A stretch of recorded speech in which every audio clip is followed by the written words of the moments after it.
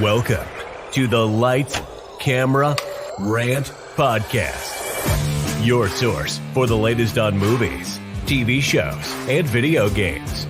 Get ready for ranting, raving, and reviewing. Here is your host, Lee. Hi everyone, and welcome back to another episode of Lights, Camera, Rant. We've got a double final feature for you this week. We're going to be looking at The Boys, we're going to be looking at Acolyte, and I've got the best man for the job. I've got Andy from the Galactic Core Podcast. How you going, man? What's up, buddy? How you doing? As always, I really appreciate you inviting me on, especially when it's Star Wars talk. Star Wars and The Boys. Well, yeah, I mean, it's a good doubleheader, to be fair. I mean, I'm the Star Wars guy, to be fair, and you're the one that kicked me over the edge to watch The Boys, so it's really good that we get to chat about both finales. You're damn right. And just to clarify, that was actually a decent kick for him to watch The Boys. I was like, you need to watch this. I don't care if you don't watch anything else, but at the same time, I know I need to watch Game of Thrones. And I need to. It's Clone Wars you need to watch, mate. That's the one we're on. Clone Wars well. And first of the bat, I'd also like to say to Eric, for coming past so early, I commend you guys for making it through the Acolytes. No, I think that's a lot of people. So thank you, Eric, and thanks for coming past as always. Eric came past last week's episode and stayed for the entire episode, so I really do appreciate that. And a lot of those comments were about like how Eric couldn't get through Acolyte. He's tried twice, and both times his message would be going, no. Straight up. But look, man, it's been 8 weeks since your last on this episode. We had Clan Brandalore on the show. We debuted the first 2 episodes of the Acolyte, and I think I was very negative about it. I was like, I was bored as shit watching it. And you and Brandon was like, no, give it a chance. And here we are, 8 weeks later. How is from that initial episode to now, how do you feel about the Acolyte? Yeah, it's definitely had its ups and downs, isn't it? Yeah, it's definitely the most divisive Star Wars show we've ever had, to be fair, isn't it? By a long shot. I mean, I was chatting with Brandon on his show the other day, and I just want to say quickly the same sort of thing I said to him in the fact that, you know, all this review bombing and ridiculousness that goes on with toxic Star Wars that unfortunately has become mainstream for Star Wars, where every film and TV show now. I kind of abide by that in terms of, you know, people going and review bombing the show an hour or two before it's even released.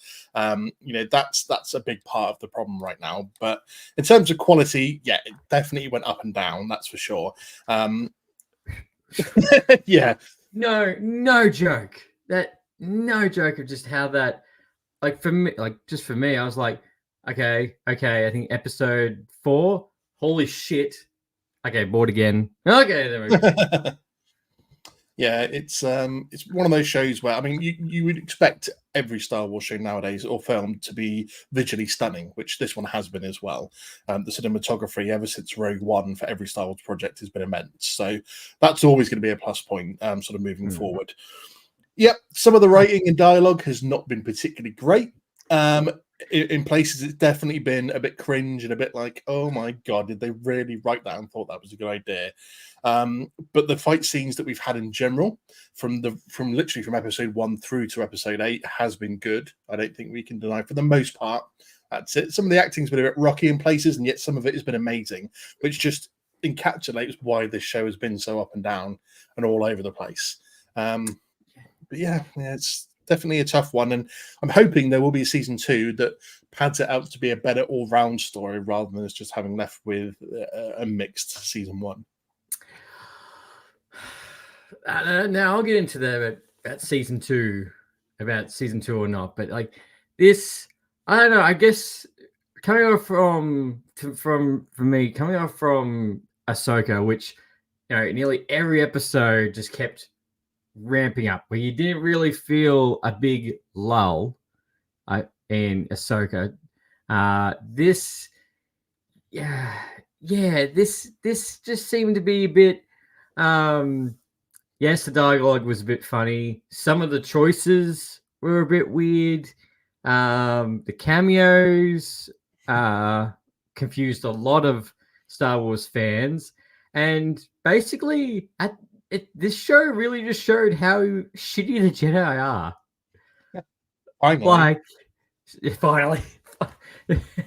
See, I told you it should have been a Sith. It's got to be a Sith the whole time. But it's funny, like you watch from like the first Star Wars 3, 4, 5, and 6. And you're like, yeah, you want to be a Jedi, yeah. And then 1, 2, and 3, and everything else has pretty much come out. Then you're like, yeah, I don't know if I want to be a Jedi.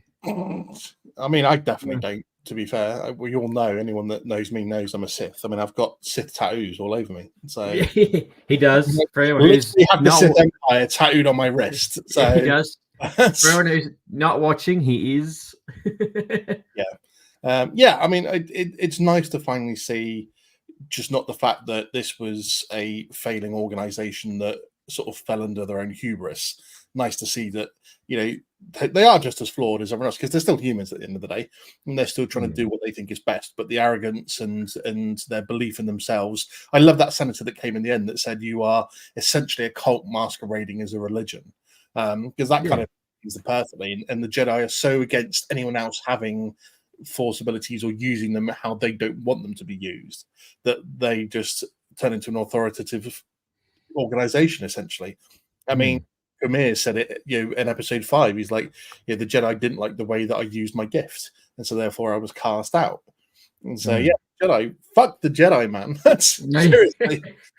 I'm glad so many of them died in this series as well. Like, not all of them maybe deserved it, but at the same point, like, the arrogance and the hubris of them all is apparent now, let alone when we had the prequels. So.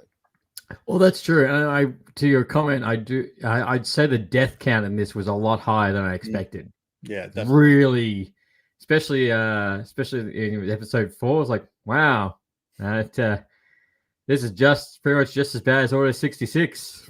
Like this, they're dropping like flies.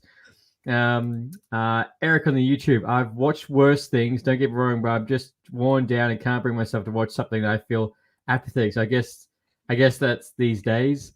And I just felt like there was nothing really growing me. Not that I'm a diehard Star Wars fan, but up until this, I've watched everything except for the Bad Batch, and I bailed. Well, you've done better than Lee, mate. So I was waiting for that. Hey, I watched 2 episodes of Clone Wars. Oh, well, congratulations. I'll send you a celebrity bottle of champagne for that. It's only this much full because this is all you watched. Yeah, you've watched like less than 1%. Yeah, that's it. But the death was a lot higher in this show. And I think one of the comments that you made in the last episode was that the premise for the show seemed to wave a little bit to what we were going to get. Like, we only really finally got the Acolyte, the story about the Sith, more kind of in this last episode, which is called The Acolyte. Yeah. That's not lazy writing at all. Yes. Yeah. I mean, we were always told that this was supposed to be marketed as a show from the bad guys or the Sith's point of view. And seeing their sort of story about them for a change. But this ended up being a story that was 40% about May and Osha, 47% about the Jedi that covered up their situation, and 20% about Kumir.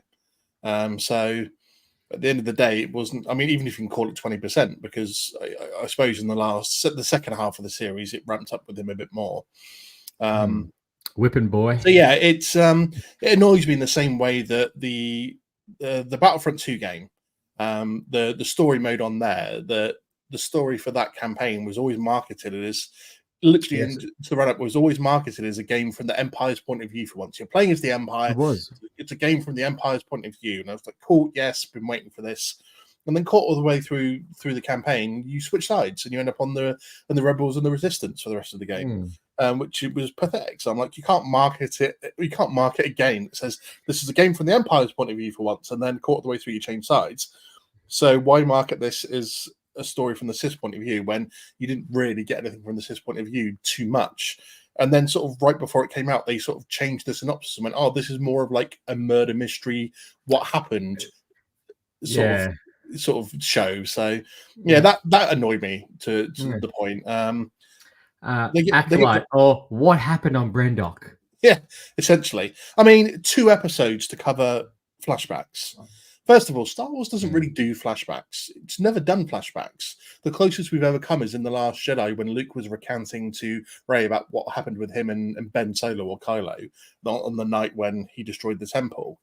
But that's more of it, like he's telling the story to Rey. It wasn't an actual proper flashback like scene or episode. Whereas this is the first, they've wasted a quarter of a series on doing flashbacks. And which could have been done, like you could have told that entire story of both episodes in like 1 episode and got that out of the way. I know you could have just done like like what we saw in the last episode. You could have just done an Echo Sense and Sol just kind of like seeing down, having massive flashbacks of everything. Yeah. It still could have been slightly detailed with those same scenes, with him killing the mother, which I said in my last episode, I'm like, that doesn't make any sense to me. You basically put your lightsaber in a giant cloud. Apparently, that killed you. Also, for everyone, spoilers, left, right, and center. I'm going to say this right now, especially because these episodes have been out for at least 2 to 3 days now. But yeah, like it was probably more time on flashbacks than I expected. At the, and was it the second? Yeah, only the second flashback was good because we got fighting in it. And it actually gave us the story of what happened, as opposed to cracking over it from just Osha and May's point of view, so to speak, or even Osha's really, because they'd still hid part of May's story in that. So, yeah, it was a bit of a waste of time. They didn't really need to do it. To be fair, yeah, he's right about that. Obi-Wan did have some sort of flashbacks, but even then, that was in context to like the story they were telling that episode of how they know each other so well and predicting each other's moves in a fight. And that was a split too. Like that was split through different scenes, which you can go on YouTube and someone has actually split all those scenes together into one fight. Yeah. So okay, they've sort of maybe done it in a weird kind of way before, but to dedicate 2 full episodes, it wasn't like they broke it up and came back to the present or anything like that. They just did it as full flashbacks. So out of 8 episodes. Yeah. 2 out of 8. That's what I mean. A quarter of the series was wasted on this when they could have put more in. But I mean, keep going. No, I was going to say, but at least episode 8, it gave us a conclusion to a story, at least for the most part. It threw some interesting bits in there in terms of there has to be a season 2, otherwise you're leaving some bits unanswered. But at the same point, it gave us a decent enough finale, I thought, compared to the up and downness of the rest of the series. Yeah, no, I agree. The final was decent. I know that a lot of people lost their shit online with Darth Plagueis. To me, I didn't really, because it was like, great, we got him for first time live action. But I'm like, there's no interaction of anything. He's literally just moved behind a rock and going. I mean, it was befitting of the way that the Acolyte series has been, because it was fantastic and shit all at the same time. As soon as he appeared on screen, I'd scared the crap out of my wife because I literally yelled, "Plagueis!" Like fist in the air. But then I've heard your story so much. But that's literally like, because she didn't know what he looks like. She's only ever heard his name. So she didn't know who the hell it was. But I'm like, so we got to see Plagueis. But then that was it. It was a 5-second cameo appearance. There was nothing else to it. And considering the director had said to us in the final episode, there will be 2 Sith Lords. So if you take Khmer as being 1, and then, okay, we got a 5-second cameo Plagueis. So you can sort of say, it's the same way that they said in, when they were quizzed when they did Rogue One, they said, will there be any Jedi in Rogue One? And went, technically, yes, but that Jedi turned out to be Vader. So, or formerly Anakin. So it's like there will be 2 Sith Lords in this episode, but you're only going to see 1 for like 5 seconds, and he's not going to say or do anything apart from be creepy. So Yeah, just be creepy. Like I probably would have preferred maybe, I don't know, if he was talking to him or like before they left, Osha would have seen him like it looked like he was talking to a wall or something. And she gone, well, who are you talking to? He's like, nobody. Just to show some type he's had some type of interaction with him. Actually, also, because you're the biggest star. What was with the helmet and going into that alternate world? Okay, yeah. I mean, this was something I was literally about to mention because when that first happened, I thought that because almost seems like she's choking straight away. So I thought that maybe we were about to get someone like Plagueis was about to come into it because he was like he'd come in and seen Khmer with this girl. And he was like, "What the fuck do you think you're doing? Are you training someone to defeat me?" And this is a boys' club. Yeah, it was a boys' cave. He was just force choking Osha, and then he was holding Khmer back with the force, and so that's why he was struggling to take the helmet off. But obviously, that turned out to not be the case. So I thought about this, and I thought, okay, so it's a sensory deprivation helmet to start with. So Khmer said in the previous or a couple of episodes ago, well, you put this on, your senses are cut off, so it's just you and the force. That's all you're relying on. So when Osha puts this on, it cuts off her abilities, and because she is force sensitive, so we know that she was trained by the Jedi, but she was also part of a witch's coven and was taught things by them. So to me, she still had some maybe witch abilities as well that had been suppressed. Was that so? I was thinking that when the helmet on, it triggers a force vision of the future. Because we know that she's having a vision of May killing Sol, which turned out to be her rather than May. But he still has that vision. As soon as she said that, I was like, huh. In my back of my head, I'm like, wow, you happen to have that vision when you're twins. Yeah. But because she was basically having this panic moment with the helmet on where she's seeing that vision, it also triggered part of her sort of witch's powers. Which then went into Khmer, and she created almost like a force barrier around herself, which is why he was struggling to get through to take the helmet off, and why his eyes turned black, much like the Jedi who had been possessed previously by the witches had done. Oh, the little bitch, Torben. And that's what I said. I don't know if you listened to my last episode. I call him a little bitch the entire thing. I'm like, I want to get off this planet. I'm really sick about this planet. I'm going to get off this planet. I'm going to basically cause a massacre because I want to go to Coruscant. Nobody wants to go to Coruscant. But yeah. To be fair, he was a little bitch. No, but you're actually good point too. I didn't think about that. That it was more of a witch's thing, but I just thought it was weird because she was wearing his helmet and then she went to the witch's dark world, and that's why her eyes went black. And again, because the helmet blocks up the senses, I was a bit like, and she seemed like she was choking, so I was like, she's having a panic attack. Yeah, essentially. Oh no, just take the helmet off. No, take your own helmet off. Why have I got to do it for you? Fuck's sake. I don't go. I think from this entire show, I think the MVP here is Amir. Yeah, he was by far Daddy Khmer, as all my female friends. I know. I bloody know. So yeah, the fact that even my wife's like, he is hot. So I was like, cool, that's good. I just need to lose like 200 pounds and grow my hair out a bit. It's fine.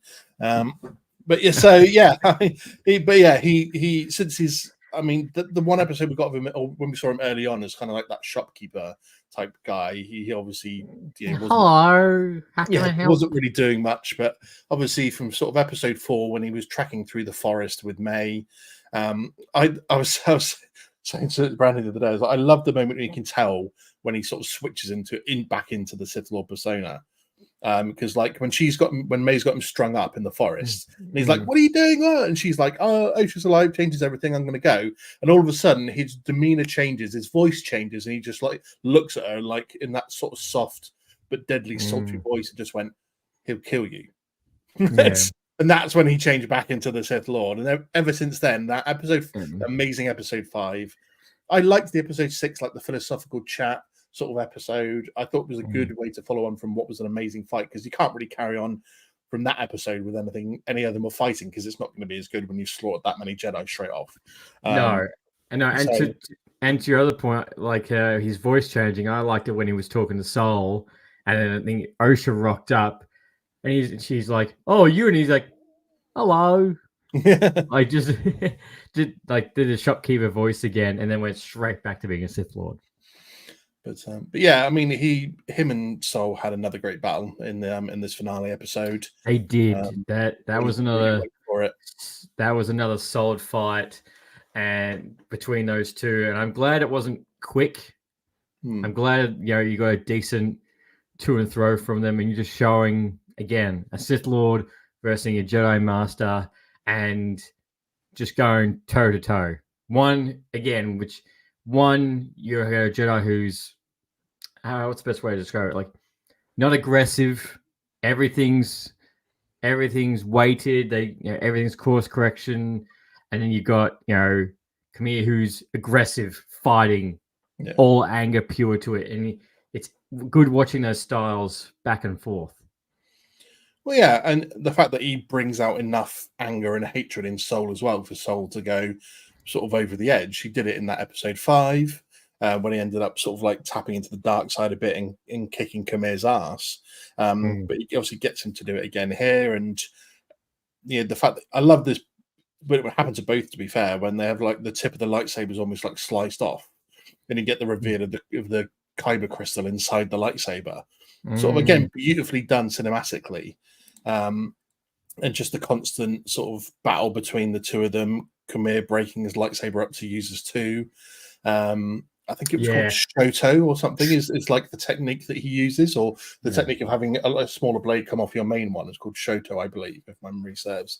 Okay, I think it's cool, and it totally makes sense why he killed. I forgot her name. Jackie, so brutally. Was that its name? Yeah. He's and you're like, oh, that's rough.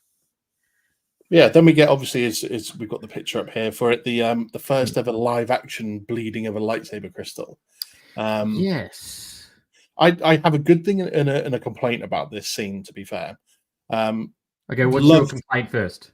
Okay, Amanda Stenberg, who has played Osha May in this series, as this series has gone on, and even more so in this last episode, I have found her acting to be extremely bland and emotionless.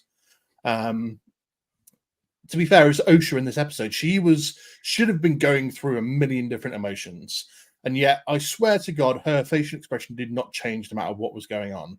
The moment when she's bleeding the lightsaber red, and anything, if you've seen it done in the comics, because we've seen it done in the Vader comic, the Kylo Ren comic, and the Jedi Survivor game, those are the places we've seen a lightsaber crystal bled before. And each time, the anger and hatred and hurt that you have to pour into the lightsaber crystal, it's an outward thing as well of emotion, and it's a big thing that happens. And here, she just stood there. It looked like she was gripping the lightsaber tightly, but with the same blank expression the whole way through. Didn't look like didn't look like she was that pissed off. So that was my complaint, is that when you're doing something as epic as bleeding a lightsaber crystal through the dark side of the Force, for the very first time, it's like make it look good. I know, and it's I thought she'd be a bit more, angry, more like Anakin angry, than just, oh my God, what is happening to the lightsaber? Holy shit. I can't believe what's happening. And it's funny because I did actually see someone's comment saying, interesting to know that see her lightsaber turn red from that, but Anakin killing a whole bunch of younglings, nah, that stays blue. Well, interesting. I did have this conversation with someone the other day, and it is something I thought about. So I did sort of come up with maybe a reason for that. I mean, first of all, I think they've changed obviously so much in the last 20 odd years that, it would be a massive retcon sort of situation in the fact that Anakin didn't bleed his lightsaber crystal red, but he did in the comic book post episode 3. Because Sidious had to teach him how to do it, first of all. I think that's how they tried to get around of it in proper canon, the fact that Anakin didn't know that's what you had to do, because you have to pour sort of your hate, your malice, your suffering, and everything into the crystal itself. And sort of I think Osha has done that inadvertently because the crystal was shown to be touching her hand at the time. Whereas with Anakin, first of all, he didn't know that's what he had to do. He was concentrating on just doing what he had to do in front of him. But then I also sort of thought about, this is the chosen one, the guy that's destined to bring balance to the Force. So whether he realizes it or not, he's still got that part of good in him. And so therefore, he wasn't, whilst he was turning full Sith and he got the Sith eyes at that moment on Mustafar, he still has light inside of him because that's what he was destined to do and destined to be. So therefore, he didn't in that moment fully change the lightsaber crystal because he's got light inside of him, and it's not what he was focused on doing. He wasn't focused on bleeding that crystal there and then. He was doing the task in front of him and concentrating on the fact that you're trying to save his wife, which doing bad actions to get there is still trying to come from a place of love. So that was my sort of headcanon reasoning anyway. Okay. Yeah, I guess, that does make sense. And look, probably to add on that, because it didn't turn red when he was killing younglings, when we saw it in Ahsoka, just like myself, everyone was like, yeah, boy. Yeah. Seeing Anakin with the red lightsaber. But it was cool to watch. Like, it was cool to watch a lightsaber bleed like that. Yeah. For everyone, for the casual viewer, like, that's how a red lightsaber, you don't just find a red crystal. I mean, that is a new Disney canon thing, to be fair. Before that, it was always the fact that kyber crystals were red kyber crystals were artificial kyber crystals. They weren't genuine ones. Red ones didn't exist, and the only way to get it was to artificially make a kyber crystal. So that's what the old canon was before Disney took over and then changed it to the bleeding them red. I think bleeding the red sounds cooler than I just artificially made my kyber crystal. I think that's that was a cool scene. And look, I know we had this kind of like back and forth, but I do feel bad for Sol. Like, I wasn't, he just thought he did the wrong thing, but he was trying to do the right thing. So I do feel bad for him. And as I said to you before we start, I can't wait to see the memes that we're going to see. Check behind a Daddy Soul. Like, they're going to be around the corner in no time. And it annoyed me because, again, as we chatted before this episode, I was like, when she killed him, force choked him, like, of course, that's how you kill a Jedi without a weapon. You just force choke him. She would have had this job done so much quicker if she just force choked them all. And a big moment, to be fair, because it's the first time we've ever had a Jedi force choked to death in a live action. That's not happened before. So no, that was a big moment, and to be someone that was technically neither Sith nor Jedi do it as well. It was interesting ways for them to do it. In terms of Sol, though, I don't feel sorry for him. He'd spent so many years convincing himself that he'd done the right thing, that it had become one of those things that it was then second nature to him to sort of lie even to himself about what he'd done. And it took going through all of that for him to stand there in front of May, and obviously unbeknownst behind him, Osha, and admit what he actually then did, which was kill Mother Anastasia and be part of the downfall of the Coven. So I didn't feel sorry for him because he knew what he was doing. He killed an unarmed woman, and was party to what was doing. He tried to kidnap a couple of kids. That's normal Jedi stuff, mate. That's normal Jedi. Almost, but not quite. I didn't feel sorry for him. And to be fair, going off with this, if you obviously remember a few episodes back when Ki-Adi-Mundi appeared, and everyone was like, "Oh, that means that he was the one that in obviously episode 1 was like, the Sith haven't been seen in a millennia. So how are they going to get around that now?" And you're like, well, everyone that's then seen Khmer in this series has got to die. And to be fair, everyone either died, had their memory wiped, or left with him. So that's fair. It's got it back to where it needs to be. That's right. And I think we said on the very first episode when you guys were on here as well, we did say anyone who's going to see Khmer is pretty much going to be dead, has to die, or disappears forever. So, I mean, the flip-flopping back and forth, though, with both May and Osha in this series has been a little bit unbearable for me. I mean, hey, who knew that you can get a perfect haircut with a lightsaber? yeah. Just whip it off from the top. It's fine. That was funny. Yeah, I mean, episode 4, May finding out Osha's alive when she's been hell-bent on revenge for the last 16 years. Changes everything for her, and she goes against her master. And then Osha sort of flipping, especially in this episode 8 as well. She's turned around to Khmer earlier in the episode, and she's like, I'm not going to join you. I'm not my sister. When Khmer's like, interesting, your sister fell for that line straight away and joined me. And she's like, well, I'm not my sister, and walks off. You're like, cool, you've got your Jedi roots, you're fine with that. And 40 minutes later. Yeah, and then later in the episode, she's just like, well, actually, if it keeps my sister safe, I'll join you. Especially after her sister turns around and goes, go with him. That's your destiny. That's what you were meant to do. And you're like, have you just told your sister she's meant to be a bad guy, technically? And she's meant to use the dark side. I'm pretty sure the whole time she said, I want to be a Jedi. I'm pretty sure we have that wonderful flashback. Says, I want to be a Jedi. Not, you know what, I want to be a Sith Lord.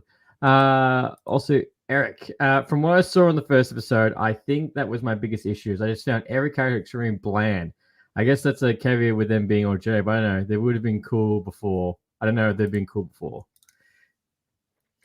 Well, yeah, a lot of characters were a little bit bland or uninteresting. Like after this show, who's going to be the character you're going to most think about you'd hope to pop up again? Amir. Yeah, it's going to be Khmer, isn't it? He's what you want to see more of. So that's right. So you said the fact that you want how about the other little cameo that we got at the end? Yeah, pointless. No pun intended on the little. Yeah, pointless cameo. Because Vanestra, as we saw, she lied to the Senate about what actually happened. She blamed Sol for everything. It is a way to cover it all up, and the fact that throughout all of this now, what was it, 8, 9 Jedi, 10 Jedi maybe even have been killed because of all the situation. At least 6. The 5 or 6 in episode 5, followed by the 4 Jedi that were on Brendok. Oh, actually, yeah, that's right. Yeah. So 10 Jedi have been killed in the situation, and she's covered it all up. And then, so is she going to Yoda to send him this bullshit story of it's being Sol's fault, or is she going to tell him the truth? In which case, did Yoda then cover up the fact that? I mean, to be fair, Vanestra, well, we know when she touched down on Brendok in the final episode, she sensed Khmer. And we got that sort of confirmation, really, that he used to be her pupil, even though we kind of guessed already. That you could tell by the whip mark on his back. Yeah, that's what I mean. So we all guessed that already. I think it was only 20 minutes before that you saw her kill the bug with the whip, and you're like, oh, who else has a whip? She senses he's alive, and she's like, you're still alive. So it was... I would love to see Jedi X-23. She has a very cool scene in the last episode that she's in. That's all. Basically, that's all I'll tell you, Eric. But yeah, so is she going to tell Yoda lies? In which case, Yoda should be able to sense that she's lying. If she does tell him the truth, then is Yoda part of the cover-up of what's gone on with the Sith? That's right. That's because we see in the prequels, Yoda covers up shit. He go. I mean, I won't make a joke about it, but Clone Wars, he goes through some shit and he hides it from the rest of the council. So he knew shit about what was going to happen in towards the end of the Clone Wars and with the Empire, and then kept it to himself. He didn't want to reveal it because he was just like, I'm going to trust in the Force that this is the long-term plan, even if it means watching everyone around me fucking die. So wouldn't be beyond to see Yoda covering this all up. No, so Yoda is a long game man. He's in for the long game for everything.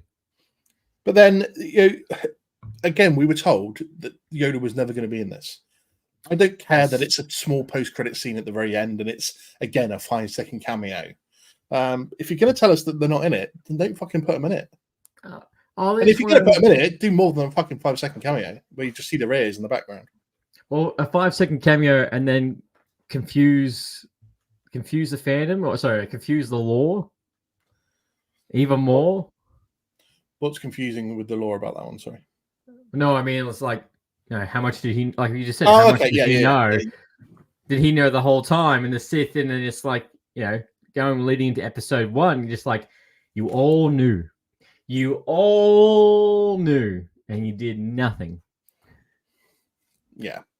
So I don't think it was worth it. The Plagueis one was worth it just for the excitement of finally seeing him on screen. Yes, I'll admit that. Forget all the the legends or the EU fanboys that were crying about the fact that he wouldn't sort of be middle-aged like he looked sort of at this point, because again, that's legends. They can rewrite ages for canon whatever they want, so it doesn't matter. And he's an alien. He could look like that forever. But again, I just wasn't impressed with first time ever I've ever had to say I wasn't impressed when Yoda came on screen. Because to be fair, I have that recorded. That would be a clip. Because I loved his cameo in The Last Jedi. I thought his cameo was actually brilliant. His little speech with Luke when he's a Force ghost and bringing the lightning down from the sky. I thought that was one of the best parts of the entire film. One of the best parts. This was a waste of a cameo for me. There was no rhyme or reason or need for it. Just to give you a little bit more of that, this is connected. That's all really. It's the Jedi. It's connected. Yeah, but that little bit more. I just need a little bit more. The thing is about this is it's almost impossible probably to do any series, TV show, film that's based from say 200 years before the Skywalker saga up to the Skywalker saga and not have a mention of probably like Yoda in it, because he was like 900 years old. He's been with the Jedi since he was like 100. So he's around, and everyone's going to be saying, if he hadn't appeared, everyone was like, well, why didn't you put Yoda in it? Because we know he's around. He was on the High Council. And then if you do permit it, you get people like me going, well, that was fucking, I mean, that's what I mean. Either put him in it properly or don't put him in it at all. And the problem is, because he's been around for 900 years, everyone's going to be moaning at any project that's in that time span going, where's Yoda? So it's hard to not do it, because you know that it's going to be connected to the Skywalker saga regardless, because he's around. But at the same point, that to me, that was not worth it to have him just there, because he's there. So they really need that confirmation. What would you, writer's table, what would you like to see in season 2? Which has, at the time of this recording, has not been announced.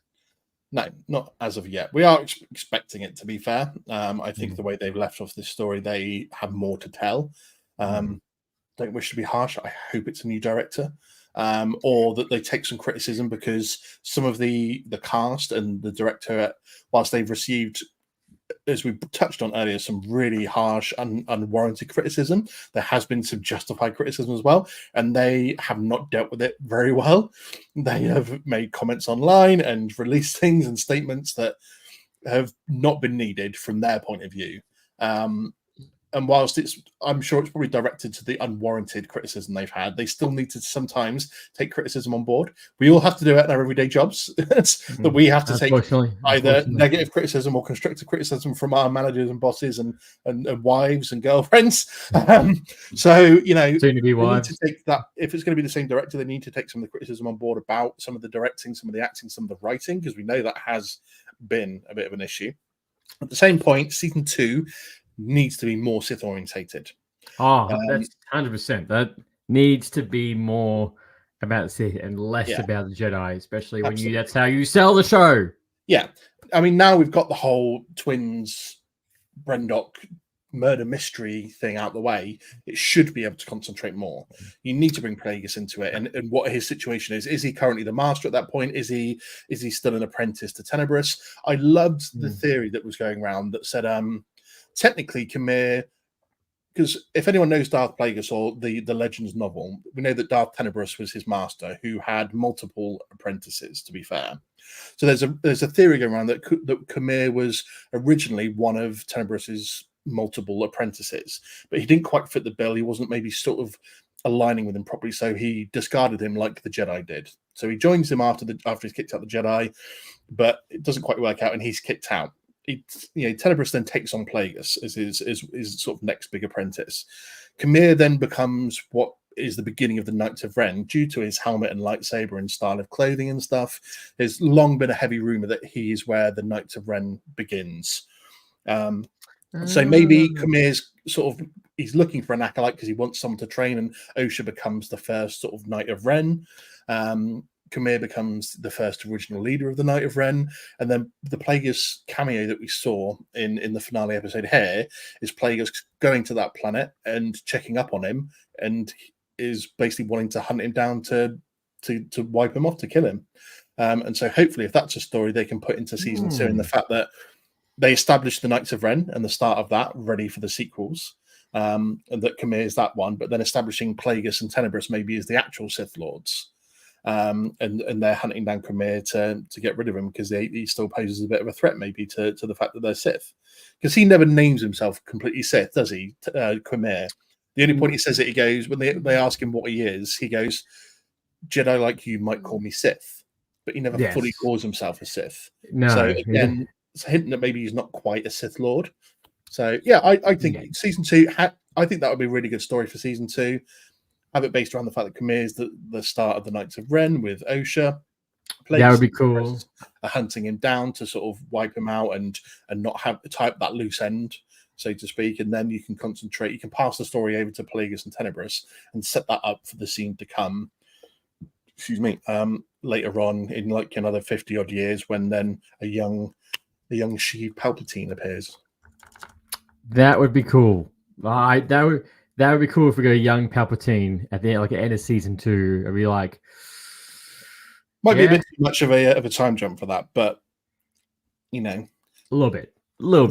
But I agree with you in a sense. I want more Plagueis.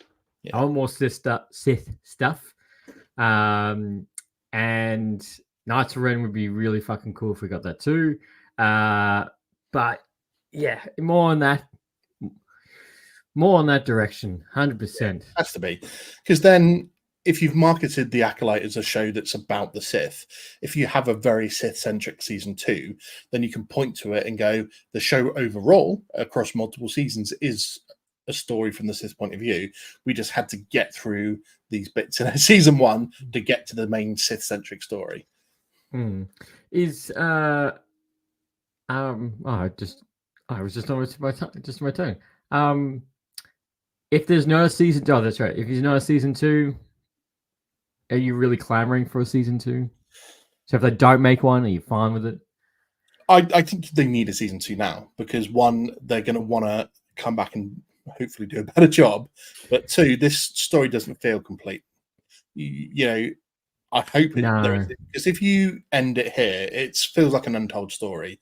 And for the most part, Star Wars have done a good job with ending any series or TV, series, TV show or film in a well enough rounded way that you don't necessarily need to have a follow-on from it or a spin-off or anything like that, because the stories kind of roll into each other enough. So especially the Mandoverse.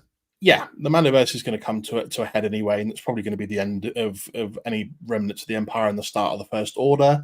You know, the fact that Clone Wars rolled into Bad Batch, which then rolls into the original trilogy, because you have that scene at the end where they're sort of what's her face, Omega goes off to join the rebellion. You know, every TV show has had its sort of roll-off point where it's gone, you don't need anything extra on top of this. It's fine as it is. You know where it's going. We already know where Andor Season 2 is coming, and that's going to roll literally into the very start of Rogue One. So, you know, Rebels ends, you know, and goes literally ties in then to where Rogue One comes in the original trilogy. So everything rolls off enough. This doesn't do that right now because there's a big gap between that and the Skywalker saga, and you need to fill in some of that story. And I hope they just don't decide that the Backlash wasn't worth doing a season 2, and then they try and do like some comic books to fill in some story or some novels. So yeah, because that's fine doing the comic book and novels as they have done around building a bit of extra backstory to characters that we got, you know, in the more recent times, and just filling in an extra story that we are never going to really get to see. So things that happen between episodes 4 and 5 and 5 and 6, or you know, what happened to Vader immediately after the end of episode 3, and stuff like that. That's fine doing comics for that, but to leave a story, yeah, pretty much. But to leave a story like this where it feels like they've written it with more to come. This isn't Mm. Netflix that are going to cancel it after a season or two and just leave it on a cliffhanger. Ah. Lucasfilm and Disney will always probably try and wrap it up in the best way because they know that they've got. If they go off and start doing other projects, everyone's going to be like, "Well, why haven't you done this?" Why this have you go back to Acolyte? This isn't Marvel Phase 4 where you're just leaving 6 different loose ends not tied up yet. So that's right. It's funny, and it's funny you say it because in a week's time we're about to review the biggest Marvel movie of the year. Well, yes, the only Marvel movie this year. But you know what I mean. You know what I mean. I'm excited. For that. Midnight premiere as well, baby. Oh, you're lucky. I'm seeing it. You're seeing on, I think, Thursday night. Well, technically, it's the Wednesday night / Thursday morning. Night. Yeah, I'm midnight on the Wednesday night, Thursday morning. So the 24th / 25th. Yeah, I'm seeing it this Saturday night, so I have to go Got it. dark, social media dark for 3 days because I know spoilers are going to be everywhere, left, right, and center. So I was like, gotta go dark for that time. I mean, it's the first midnight premiere that they've done over here since COVID. Really? So, yeah, I mean, basically the last midnight premiere, because I went to every Marvel, Star Wars midnight premiere for every film that came out. The last one I got to go to was, December 2019, which would have been The Rise of Skywalker, episode 9. And since then, since COVID, they stopped doing all the midnight viewings, I think, because they used to be packed. They used to be absolutely ram-packed. And obviously with COVID and everything like that, they stopped sort of doing that. And they haven't sort of brought it back. This is the first one I've seen where they're doing a midnight premiere. So... Eric's is the same thing. Oh wow, I don't think they do midnight screens here anymore. Really? Yeah, I haven't really seen it for anything else, to be fair. So this is the first one I've seen they're doing it because normally they've just been doing first viewing 9 a.m. on the day that it's released, and they just do them all the way through the day. So whenever they've come out now, if I've been off on that day, I'll go and watch it first thing in the morning. I'm in. Take my money. Otherwise, I'm at work for the day, and I'll go straight away that evening. So to get there for the midnight premiere, I'll be out 3 o'clock in the morning, and I'll be like, cool, hype. Yeah, well, I'm very jealous, man, that you'll be doing that. It's going to be just all the trailers and clips we've got so far for this movie. The amount of breakdowns, memes, speculation that's going to come from Deadpool.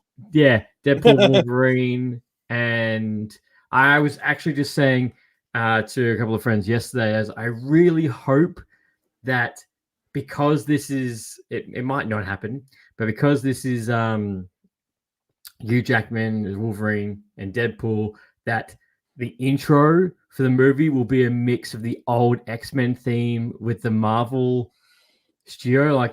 I know it's a bit of a stretch, but if I see it on the big screen and hear that old theme mixed with Deadpool, I'd be like, that's it. It's 5 stars. 5 stars. I don't need to do it. I'm good. Because it came up in my TikTok feed. I was like, oh, it'd be cool. Or for a mix of the X-Men animated TV show theme would be, yeah, that would be pretty damn good, to be fair. Yeah. Marvel would be like, here's my money. Take it, you nerds. But yeah, any final thoughts, Eric? I'm going Thursday and Saturday. So far, I'm so hyped. Shit, you're seeing it twice. That's awesome. And watch all the X-Men movies after Deadpool 2. Don't know if I'll bother with Dark Phoenix and New Mutants. I don't think you need to bother with Dark Phoenix or New Mutants. I think they're probably the least two that's going to interact with anything to do with the Deadpool Wolverine movie. I've been doing the same. I've been doing all the X-Men films over the last sort of month in the run up to this. I did watch Dark Phoenix earlier this week with my wife because she hadn't watched it yet. The only one I've got left to go actually is Logan. So Logan I will be doing in the next few days because that's the last one I need to watch now before I'm then smack bang up to where we are. So.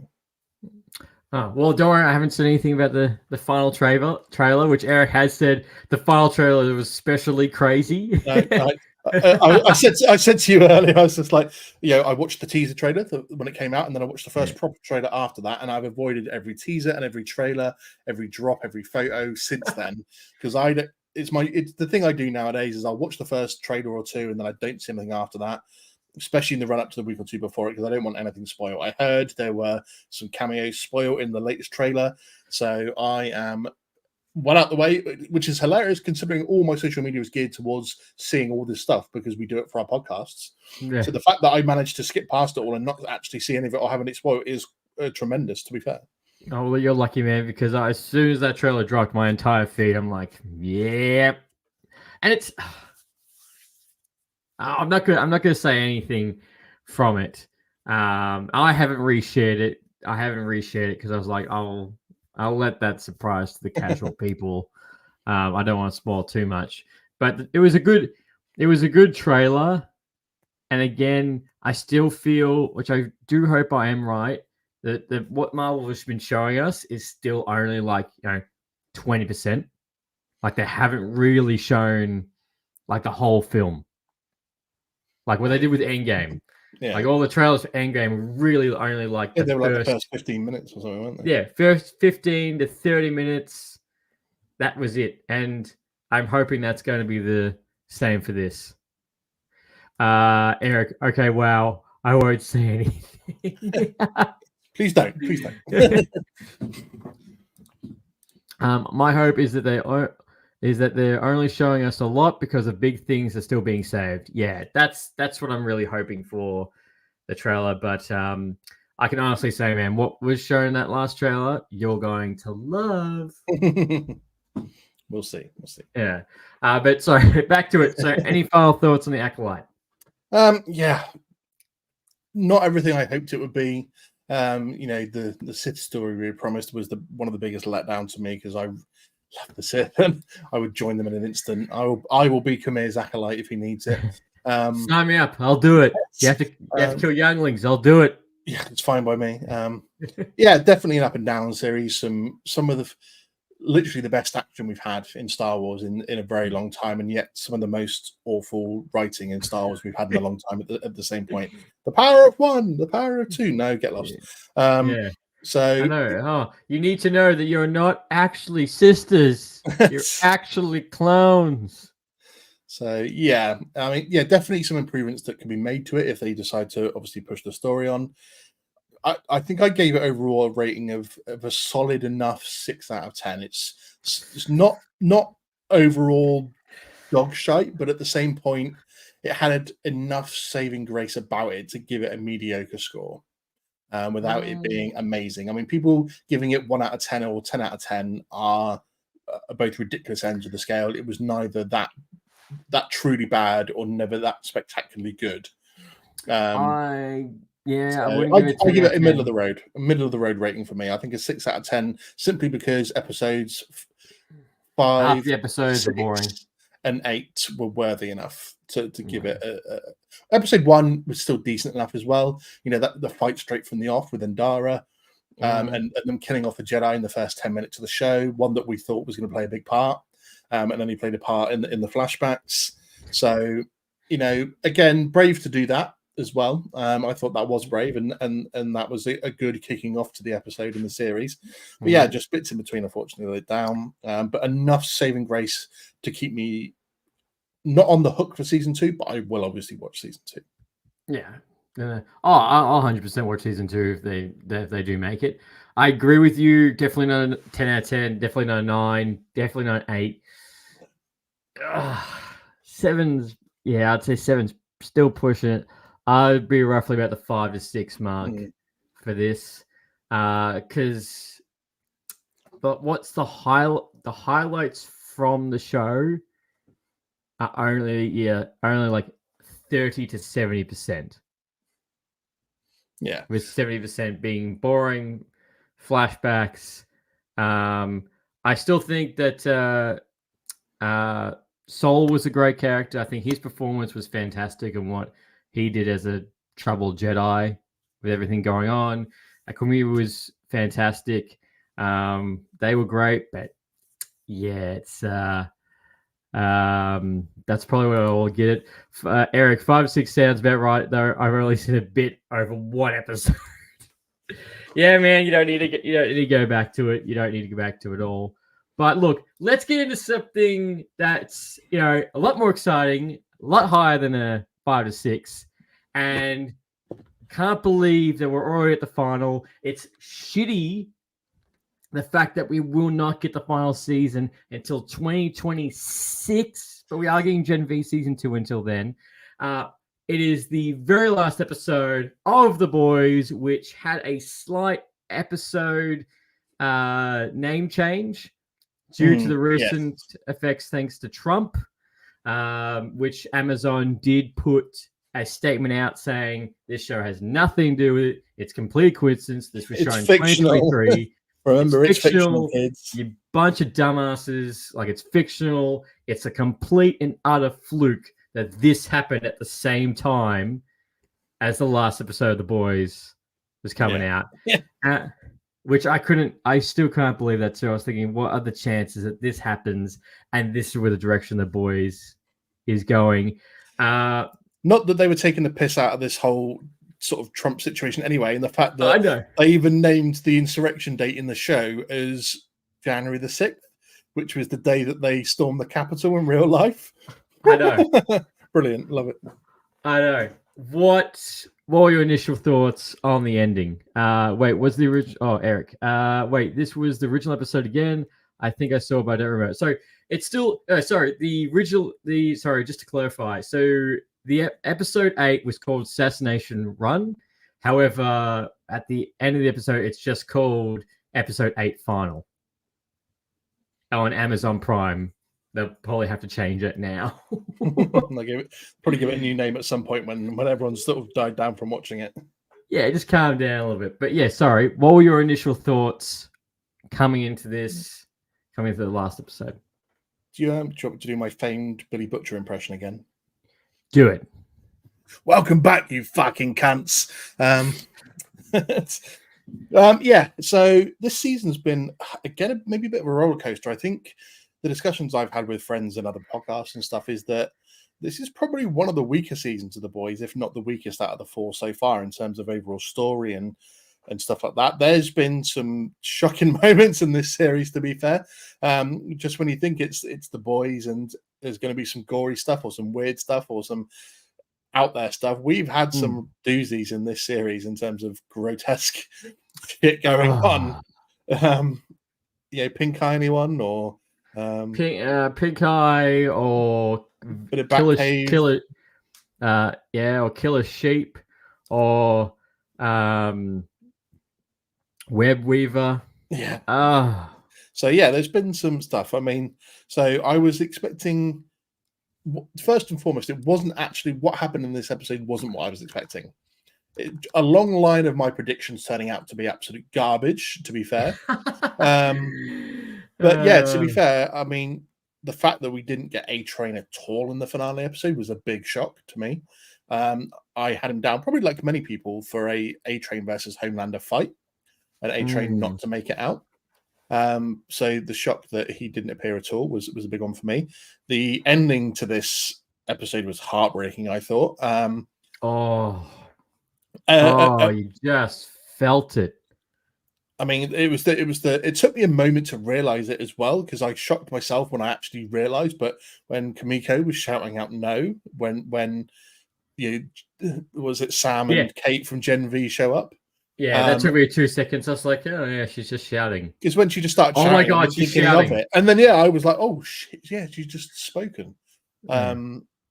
So I'm going to pick up on it, but that moment when you've got Frenchie and Kimiko there, and then Kimiko gets thrown into the metal side of the thing by Sam, and then you see Kate just grabbing Frenchie round the face and mentioning something. Somehow she got her hand back after it got exploded at the end of Gen V, because we saw her turn up before and she had a big glove on or a metal hand or something. And yet somehow she had her fucking hand back. So I don't know if that was an overlooked mark or something that they just didn't notice. But yeah, I don't think she should have had a proper human hand there, unless that's some nice robotic stuff going on. But yeah, for them to go through all that and think they were getting somewhere, and I know. And then Butcher obviously turning on everyone. I mean, it was just, there's so much we could talk about here, to be fair. Because it just goes in your head when you replay it all, and you're just like, shit, so much happened here. So in the fact that you had like obviously the assassination attempt on the president, let's just start there with the skin shapeshifter. Sorry, I was going to say the skin peeler was what I was going to call them. Well, even that I said last week's episode, I was like, that has to be one of the grossest shapeshifter abilities. Like it's nothing like pristine or sexy like Mystique. Like it's a gross ability.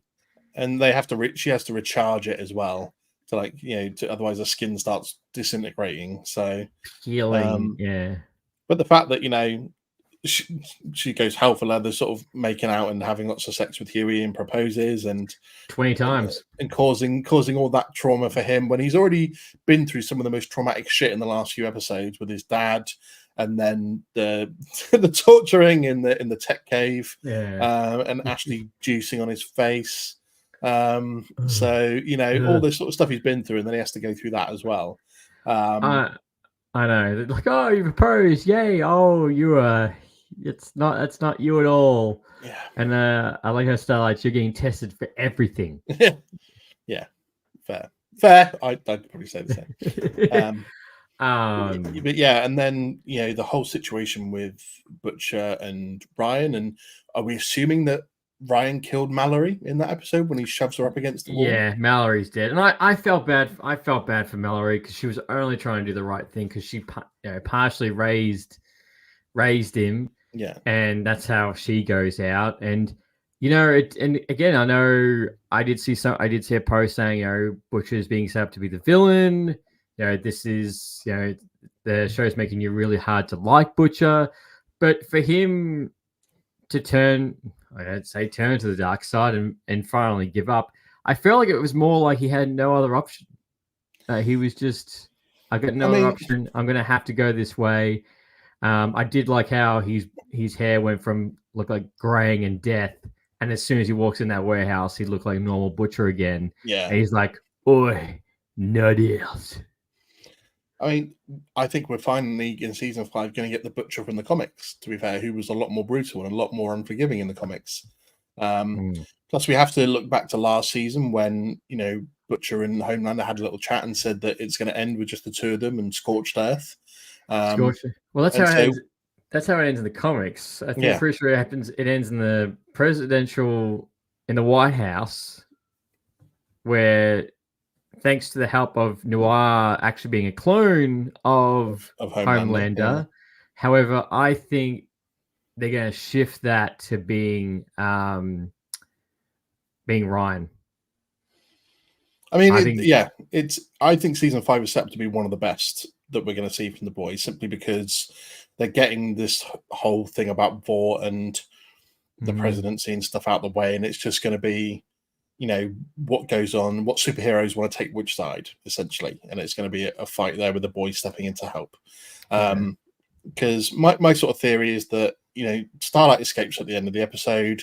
She's going to track down A-Train, and A-Train's going to help free the boys. She can fly. She can fly properly. And she was not slow either. She looked like she was going some speed. So, like supersonic. Also, I'm Eric. I'm so tempted to make some kind of Billy Butcher going after Trump joke, but the fact that someone else at the rally was actually killed kind of makes it hard to joke about. A little bit.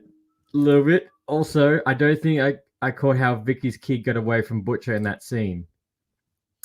Well, he kind of threw it to the side with his power, didn't he? And then I think she kind of got knocked out, and then because he basically pulled Victoria Newman apart, that's who he was after.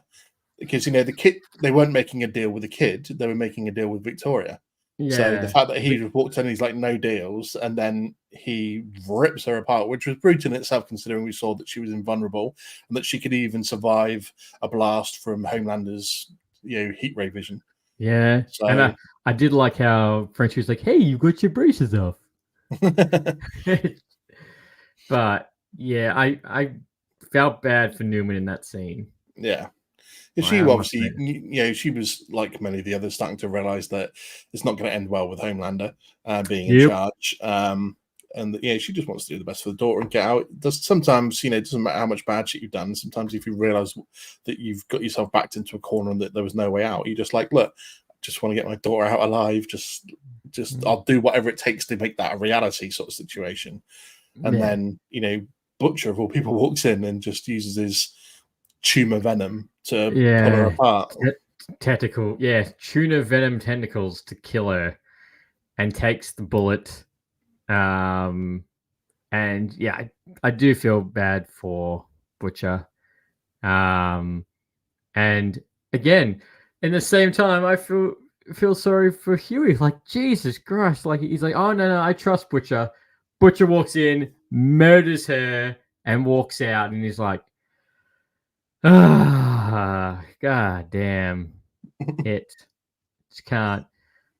And then, as well as it was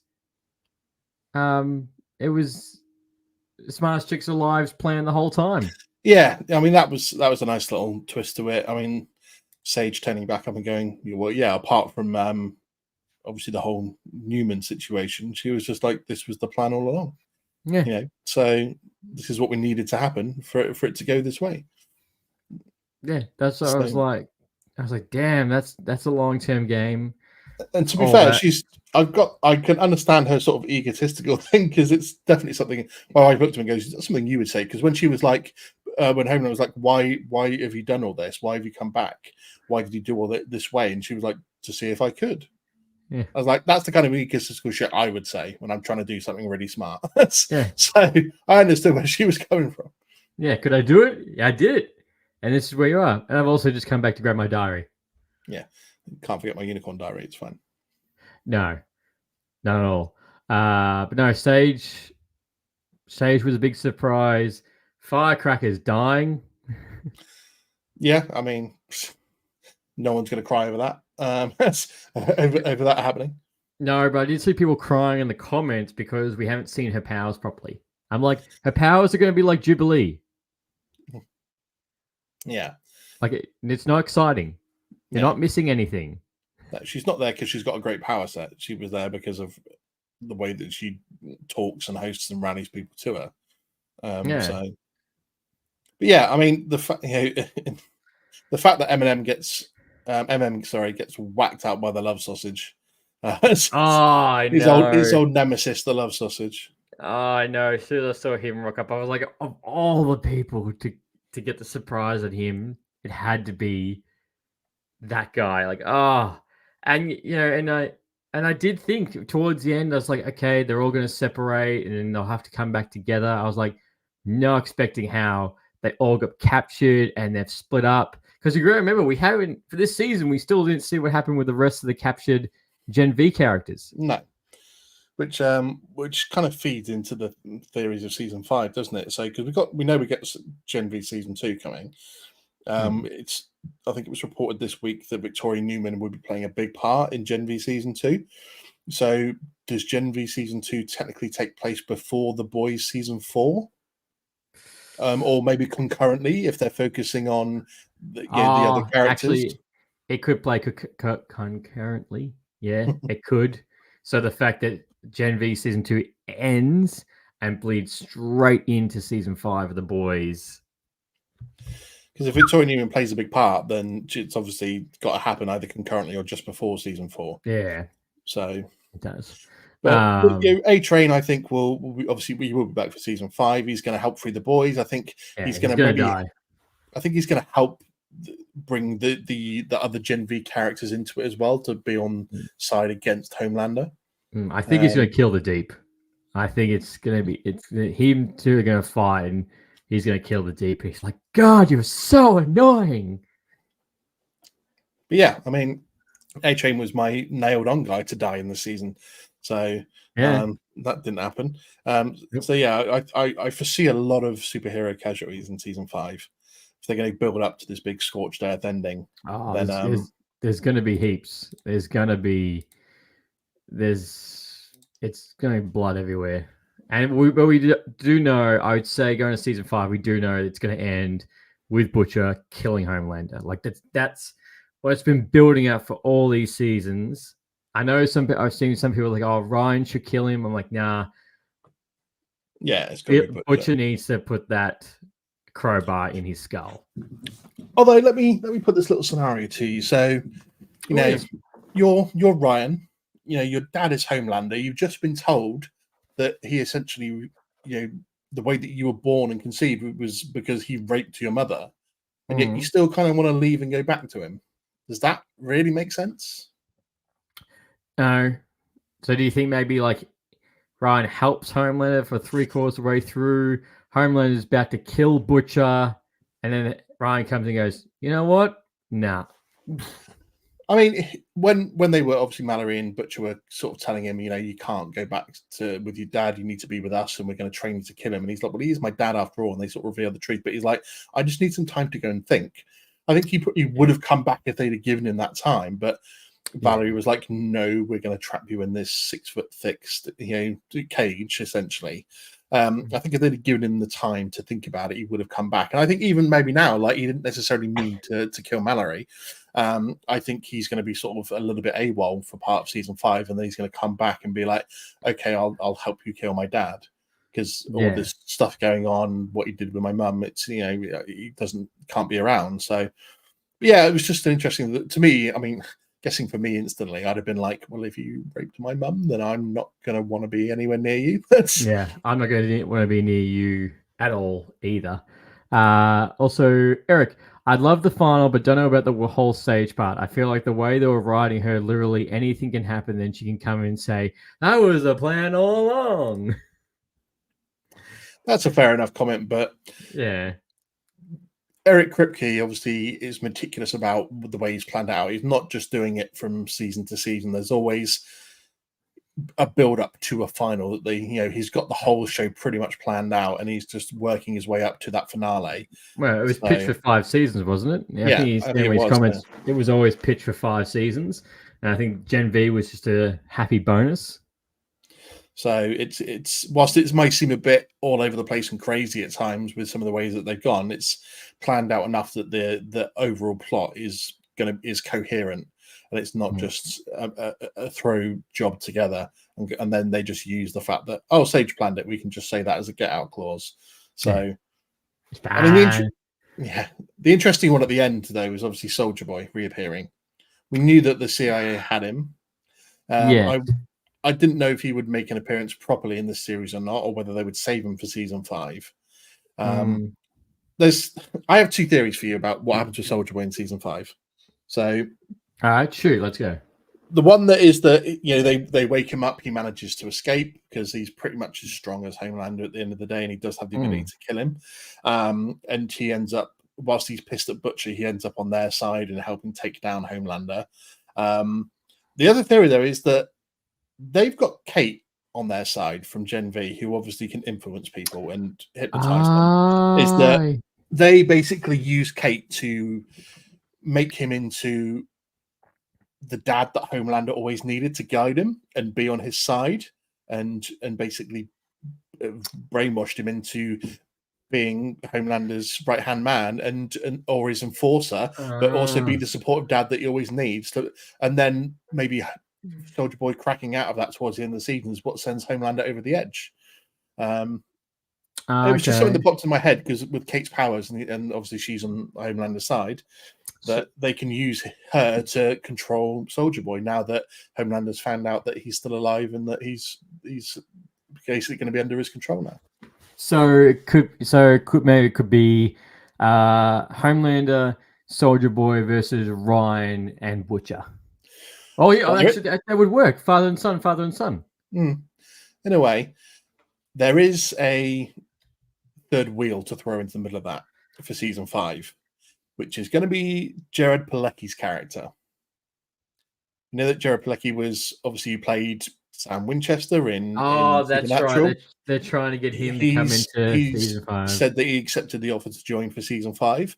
Rumor has it he's going to play, I can't remember the actual character's name, but like the boys' equivalent of Thor. And in the comics, this character was an ally of Homelander. So it would be absolutely hilarious. You've got this new character that comes in for season 5, who's like a Thor type Norse god character, and he like is on the side of Homelander, and he goes up against his brother from another show in Soldier Boy, and you get those two facing off against each other. I think that would be pretty epic and pretty cool, to be fair. Yeah, that would be good. I know that he was in talks. I know he was in talks to come in. So yeah, that would be cool as shit. So we kind of that's the thing is we kind of know where this is all going, and I thought the final did very well setting that all up.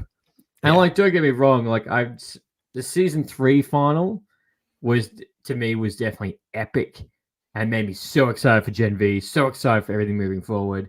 Like, don't get me wrong, I'm still excited, but now I'm just like, oh, like shit, like how is it all going to come back together again? How are we going to get them all back? I'm still like glad Starlight's got her powers.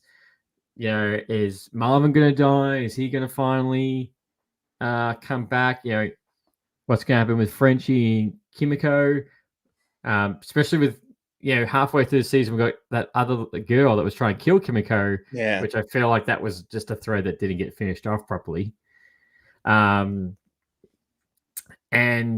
Butcher having these tentacle powers just adds another level to everything. And you know that if anyone's going to stop Butcher, it's going to be Huey. I feel like Huey might also kill Butcher, and it will be something like, "Do it, just do it." Yeah, I think that might be a good call on the fact that maybe Butcher is the one that kills Homelander at the end of it, but then Butcher's like, I can't live anymore, and Huey's the one that kills him off. That would actually be a really good call, Lee. I think that's a good shout. Yeah. He gives him the dart. Butcher kills Homelander with his technicals, and then he tells Huey to shoot him with the virus. Yeah, that would be a good shout, I think. I mean, this finale's been interesting in the fact that it brought me back to being interested in characters that I was starting to lose a little bit of interest in. So I was starting to lose a bit of interest this season with Starlight and her whole situation and story, and wasn't really caring when she sort of lost her powers. Her Spider-Man 2 experience. I'm a hero, no more. But and then I was quite excited when I saw her get her powers back right at the end. I thought she was going to go nuts on the soldiers, and that was it. That Vicky character that had like the powers that they're using to crush the car and stuff. I thought she was going to go ham on them and kill them all, but she just disappeared and left Huey there, which is a bit weird. But I was like, cool, okay, she's got powers back. And then, to be fair, like 2 episodes ago, I'd sort of lost interest in the Frenchie Kimiko stories. Like Frenchie had handed himself into the police, and it looked like he was going to wallow in self-pity, and that was kind of done. He wasn't in one whole episode. No. And then Kimiko's story with what was it, the Shining Light or whatever they're called, and this woman with the scar on her face. We got obviously a bit of backstory to how that happened and what the story was there. But at the end, it just sort of seemed like their stories were done for the season. And then to have them finally admit in the last episode that, they obviously did want to be together, and they finally get together. And then the heartbreaking bit at the end where she screams for the first time. And that got me reinvested in those two, because I'm like, shit, Kate's taking Frenchie off, and what's they going to do with him? And then Kate's so dangerous. Yeah, Kate's so dangerous. So it got me reinvested in She them. needs to die. Yeah, I hope she does. I mean, the ending of Gen V never made sense to me, really, in terms of like when Homelander sort of touches down, he looks around, the people that he attacks are the ones that had been protecting Ashley and like the other directors from Vought, the ones that had called Homelander to come and help, whilst Kate and Sam have been going around killing everyone and all the humans and getting the superheroes to do their bidding. And then the fact that Homelander comes in and he attacks the heroes and then keeps the bad guys. That was an interesting turn of events. So, I know. Yeah, so I do hope that Kate dies. So do I. Not to mention what had happened to Ashley. What did she turn into? So someone said she turned into what was it? The Deep called her a capybara. Someone was like, she turned into the fact that he was trying to call her a capybara. And he was like, I'm an evolved being, you're a capybara, but he would call it like a capybara or something because he couldn't remember what it was called. And someone said when she folded over and went on all fours and her sort of wig fell off and you just saw the strands of hair, and someone's like, she's evolved into a capybara. Yeah. True. Hey, she could be. I thought she was going to pop up, but the fact that she's not, and she's turned into something I know. And of course, Noir, who got a murder boner. I'm like, damn, that's some freaky shit, bro. Yeah. And I love the fact that they obviously gave this new Noir narcolepsy when the actor that plays him has it in real life. Yeah, he does. He's like, oh, yeah, So they just wrote it into the character for a laugh. So I loved. Oh, I think it was my favorite meme from the last week's episode when he flew, and someone cropped that all over the scenes from Donkey from Shrek. I was like, he could fly, he could talk, I could sing. And I was like, okay, yeah, that was fun. You've got me on that one. That was good. Because as soon as he flew, I was like, he can fly. Since when? Even Butcher was like, shit, he flies now. Yeah. I know. But no, I'm glad we got a little bit more dynamic from Noir this season as well. Now, I think all in all, I think this final did a great job on setting everything up for the final, giving us the characters that we do love, their last progression before they all get split up. And I saw someone's comment the other day as well, is that the boys, Invincible, are carrying the superhero genre right now. In saying that, I would also put X-Men 97 up there because X-Men 97 did such a good job at the beginning of the year. But so far, this year alone, X-Men 97, Invincible, and The Boys have been the stand barrier in both superhero genres, quality, being different, not doing the same black and blue, and at the same time, that my comment will completely change next week with Deadpool and Wolverine. Yeah, fair. We're only halfway through the year, so I'm not sure we've got too much more superhero stuff to come though this year, really, have we? So no, after Deadpool and Wolverine, we have Agatha, we have the Penguin, which I just realized that's a back-to-back weekly TV show. Then we have Eyes of Wakanda. We have What If Season 3. Marvel Zombies is meant to be thrown in there somewhere. And then for superhero-wise, that's it. Man just railed off like 6 series and he's like, that's it. That's it. Yeah, that's really not much at all. But like most of it's animated, what you just said though. So that's right. Most of it's animated. Doesn't mean it can't slap. We know that from Invincible. But it's just I'm not expecting like the Wakanda show to necessarily be like really absolutely amazing. I think it has the potential to be good, but I don't think it's going to be top tier. What if season 3? Hopefully better than season 2. But if Joker. Fair, Joker 2. That's a musical. That's not superhero. What if season 3? Yeah, it needs to be better than season 2. But if it's as good as season 1, I'd be happy. Marvel Zombies. I'm actually really looking forward to that show. Yeah. So am I. So am I. Actually, yeah. Sorry. Yeah. Deadpool Wolverine is the only. Joker 2 are the only superhero movies left. Yeah. Yeah, that's all. At least we got Alien Romulus to look forward to next week. Yeah, it looks creepy as shit. Eric, this is being compared to Shrek as well. House of the Dragon, people say it's just basically Shrek. Oh, I can see. I can see why. But yeah, it's I know a lot of people comparing superhero films to the westerns. Is it? Oh shit! Oh my god! I forgot about Venom 3. Venom 3 as well. Yeah. And Craven the Hunter. Yeah.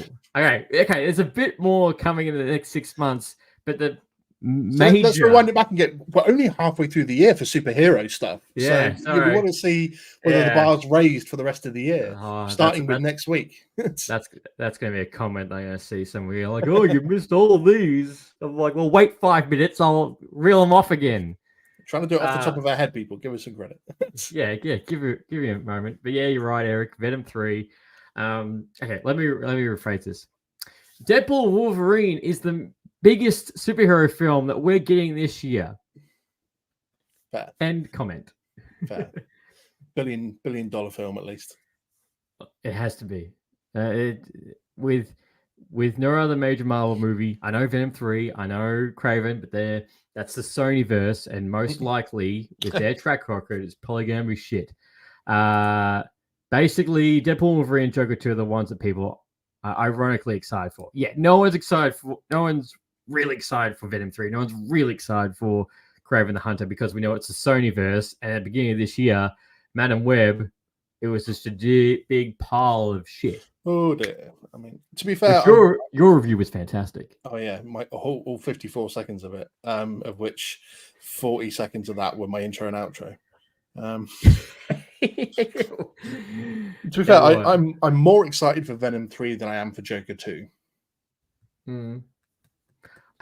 I think it's because Venom 2 was such a miss. Yeah. Instead of being a hit, like that's the last thing you've got in your mind. Like that's like my last minute, and because it's back in the Sonyverse, Tom Hardy's Venom, he's not in the Marvel universe anymore. Yeah, well, I mean, let's just not even. Yeah, let's not talk Sonyverse. Let's hope that dies a death soon and be done with it. Yeah, I know. Well, come on, Andy. Was this my Joker 2 Venom 3 comment? Was it? I think it was. I know it's a musical, but still. I do enjoy a good musical. It's weird that it's going to be in Joker 2. I think I'm just curious. I'm pretty sure I think the last comment I saw was that the musical stuff will be all happening in their mind. Like they'll be daydreaming the musical stuff. But I mean, don't get me wrong. Like Moulin Rouge is one of my favorite films. It appears in I think like my top 6 or 7 films of like my personal favorites of all time. But I'm just not that excited by Joker 2 for whatever reason. It just hasn't excited me yet. Wasn't that enthralled by the trailer for it. So obviously the trailer isn't nowadays. You can't tell jack from a trailer about how good a film's going to be. So it would just be a watch and wait and see thing. But if you ask me, if you put all the list of films in front of me and said which are you more excited for, right now I prefer to be seeing Venom 3 over Joker 2. But as we know, the chances are Joker 2 will probably be the better film overall. Yes, it will. I can already predict that especially over Craven the Hunter as well. It will be. Yeah, Craven the Hunter is going to be a piece of dog shit. I'm thinking Craven the Hunter is going to be a little bit better than Madam Web, but only by a little bit. Because just about clearing the bar. Yeah, I'm like, oh, good, Craven the Hunter, where he has this massive story, which we just saw in Spider-Man 2, him doing the final hunt to hunt Spider-Man. Are we getting there in that movie, Sony? No, we're not. You're him hunting random people and people who are hunting down animals. That's what you're going to get. That's it. Oh, yeah. I mean, even the trailer was just like, are you fucking serious? So, and then you've got a finished film and then go, you know what, just for the fun of it, we'll delay it by a year. Yeah, that's right. Just to make people think it's really bad, we're going to delay it after it's been finished by another year.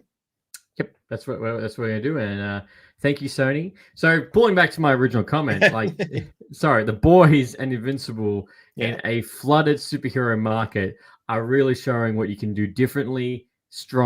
Having strong writing, what can make a huge difference to a very flooded market. And and Deadpool Wolverine, I believe, is going to be on that very similar type of level because we're getting that R rating. We're getting that. So it's going to be very different it's going to be very different compared to the Marvels that we got.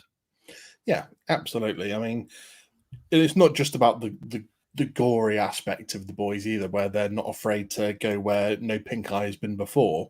It's more of it's just the case that Huey even said it in this last episode. He's like, we solve everything with murder. So it's like, even as the good guys, we're not really the good guys because we fucking kill everyone that gets in our way. So yeah, the Boys isn't afraid to sort of make everyone. No one's a good guy. No one's. I mean, obviously there are sort of technically good guys and bad guys, but in the same way, no one's a good guy. No one's a bad guy. Everyone's just out to do what they personally think is right, and they've gone about it in a sort of let's not give a fuck. Let's just do what needs to be done sort of attitude. Which, when you've got like the safety of the comedic MCU, you don't always get that. No, and we're going to get good bloodbath going into Deadpool and Wolverine. Eric, the Venom 3. No, sorry. Eric said, personally, I thought the Joker 2 was fantastic. The Joker 2 trailer was fantastic. And on the other hand, the Venom 3 on the other hand was like, wow, I just don't care. I'm really irritated with that comment. I'm really got him. Sorry, Eric. Sorry, buddy. To me, the only thing I really thought was really cool in Venom 3 was the Venom horse. I was like, all right, that's cool. But the rest of us was like, yeah. But no, but you're coming back. Sorry, you are right. You know, Huey does say it the best. And I do love how The Boys does do that reflection on actually, you know, we should do the right thing and trust. Well, we should trust everybody. Yeah, Huey, she trusted you, and now she's in pieces. Yeah. Also, for anyone who is not watching the video, Andy did change his hats to make sure that what we'd be talking about between the boys and between the Acolyte. So looking very fresher than wet paint on that. Well, you know, I said it was an honour to Mother's Milk because pretty much every single episode this season he had a different rapper or sort of like hip hop band group t-shirt or jumper or something on. So I thought I would don my and a beard. That's amazing how much weight you lose when the beard comes off, isn't it? Maybe that's the key to what I need to do. But yeah, just in honour of Mother's Milk, I donned my Wu-Tang Clan hat for this. Yeah. After switching out from my my Galactic Empire hat. Yeah, which was very cool. And I just always just keep the L.C.R. hat on. Indeed, why not? Also, Eric, no worries. I'm just passionate about some movies when I'm hyped enough for them, like I am with the Joker. Which Eric is coming on the show. We are going to be reviewing Joker 2, which I think I realized yesterday as well. Eric's also going to come and we're going to review the Penguin, so it's going to be back-to-back episodes. Nice. But any final words on The Boys? Season 4 is wrapped up. Episode 8, all 8 episodes are out. Any final words? I thought episode 8 was a great ending to the series, of which hasn't been everyone's favorite out of all of them. It's still been a high quality, and we know that this season has been maybe sort of a parody on things going on in real life America. Just a little bit, and even down to some specific dates, as we mentioned. So when that's going on, it's going to create a bit of controversy, maybe a little bit of hate at the same time. But I still think that they've kept the quality good. The story has moved on to where it needs to be, and they've set up season 5 really well with this ending to make it intriguing and basically make season 5 the bloodbath fight that we all want to see. And it is going to be one hell of a bloodbath. Oh yeah, going into that season 5, and they're probably going to just jank a chain. At first 3 or 4 episodes are going to be slightly slow, knowing the fact that what's about to come. Yeah, it'll be like, here's Homelander and the Supes basically in charge, like just showing the now dystopian state that they've got the country into, and then just seeing what's going on with the boys all in their different sort of places. And then they'll slowly ramp it up, start getting them broken out, and then just go hell for leather for the last sort of second half of the series. And in one big bang. And we'll see all the characters all together, which will be good. Very much, yeah, almost like, probably like X-Men Last Stand. X-Men Last Stand, that final thing on the bridge, that's really what it's going to come to. 8 heroes against an army, against Homeland and the entire army, with the worry about of a virus and a vial. Huh. Yeah, very similar. Yeah. But look, Andy, thank you very much for coming on the show. Always a great time. Always a pleasure. And I can't wait to, well, I was going to say, if and when the Skeleton Crew from Star Wars finally drops. Jesus. In 2029. Yeah. And the kids will all be grown up in that show. All adults. Oh, I remember when we filmed this. And I also like to say thank you very much, Eric, for coming past and watching this entire episode. Absolutely, thank you, man. Do appreciate that. And yeah, as always, Andy, you're always most welcome to come and show on any time. Always. And it's never a boring time with you ever. Eric, great stream, guys. Also, Star Wars collection you got there behind Andy, by the way. Thank you, buddy. Cost a lot of money to put together. I was gonna say, on how much was that? Yeah, not a touch on what I used to have. I got a bit addicted to collecting, and so I had to stop myself and sell the vast majority to get myself away from it. And then since then, I've been more restrained and picked little bits here and there. So yeah, thank you. I appreciate the comment.